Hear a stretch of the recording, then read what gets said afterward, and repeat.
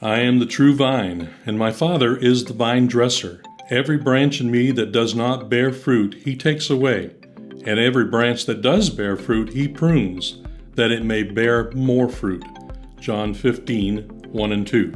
Jesus is the true vine, and he intends for his branches to be fruitful. The churches of the Advent Christian Conference of Malawi are always looking for ways to bear more of this fruit. They are passionate and driven to spread the gospel and to make disciples. One of the primary ways they accomplish this is by sending out pastors to plant churches in unreached villages. This church planting is most often done by those whom the churches have raised up from within their midst.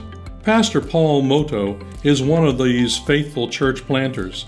He began to serve in his local church after becoming a Christian more than a decade ago. At first, I was just a member in my church in Jombo. Over time, people began to see the spiritual gifts God had given to me, and I was allowed to begin preaching in the church.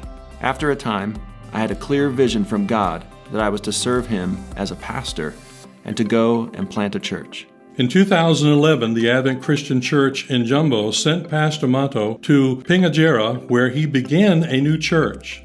But churches in Malawi came in many shapes and sizes. When we began the church, we did not have a building. We met outside underneath a tree. That meant we couldn't meet when it rained.